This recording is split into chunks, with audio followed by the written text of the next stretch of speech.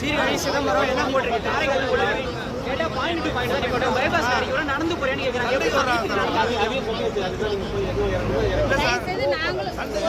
போக இல்லை சார், நான் பட மாட்டாங்க சார்.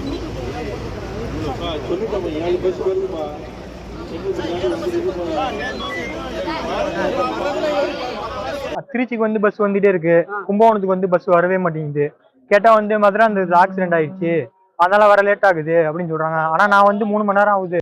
ஒரு பஸ் கும்பகோணத்துக்கு வருது, இங்க 1000 பேர் நிக்கிறாங்க. ஒரு பஸ்ல எப்படி 1000 பேர் ஏற முடியும்? இதெல்லாம் வந்து அரசாங்கம் வந்து முன்னாடியே முன்னெச்சரிக்கை ஏற்பாடு பண்றது இல்லையா? 2 நாள் லீவு. சென்னையில தான் எல்லா வெளியூர் மக்களும் வேலை பார்க்குறாங்க. அவங்க ரிட்டர்ன் வந்து அதுல தானே போவாங்க. அதுக்கு வந்து எந்த முன்னேற்பாடுமே இங்க இல்ல. கும்பகோணத்துக்கு பஸ்ஸே இல்ல சுத்தமா. சிறப்பு பேருந்து மத்த எல்லா ஊருக்கும் போகுது, ஆனா கும்பகோணத்துக்கு பஸ்ஸே இல்ல. திருச்சிக்கு அடிக்கடி பஸ் வருது, கும்பகோணத்துக்கு பஸ் இல்ல. கிட்டத்தட்ட 1000 பேர் இருக்காங்க. ஒரு பஸ் வருது, 1 மணி நேரத்துக்கு ஒரு பஸ் வருது. 1000 பேர் எப்படி அதுல ஏறி போவாங்க? எவ்வளவு நேரம் பண்ணிக்கிறீங்க? நான் கிட்டத்தட்ட 3 மணி நேரமா நிக்கிறேன். என் பேரு கிருஷ்ணகுமார். அதிகாரி என்ன சொல்றாங்கன்னா வரும்னு சொல்றாங்க. ஆனா 1 மணி நேரத்துக்கு ஒரு பஸ் வருது, அதுல எப்படி 1000 பேர் ஏறி போறது? 1000 பேர் கும்பகோணத்துக்கு மட்டுமே கிட்டத்தட்ட 1000 பேர் நிக்கிறாங்க. பாருங்க, நீங்க வந்து வெயிட் பண்ணி பாருங்க. கும்பகோணத்துக்கு பஸ் இருக்குதான்னு வெயிட் பண்ணி பாருங்க. பஸ் இல்ல. நாங்க கும்பகோணத்துக்கு பஸ் எவ்வளவு நேரம் வெயிட் பண்றீங்க? நாங்க 4 மணி நேரம் வெயிட் பண்றோங்க. 4 மணி நேரம். ஆமா, அப்பப்பைக்கு ஒரு பஸ் வருது, ஒரு 100 பேர் போய் ஏறுறாங்க, இடம் பத்தல.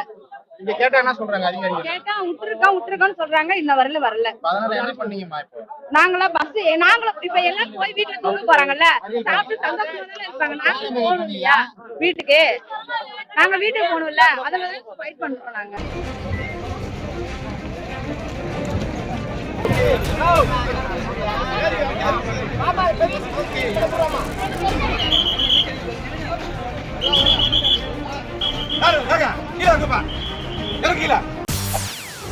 செய்திகளை உடனுக்குடன் தெரிந்து கொள்ள உடனே சப்ஸ்கிரைப் பண்ணுங்க.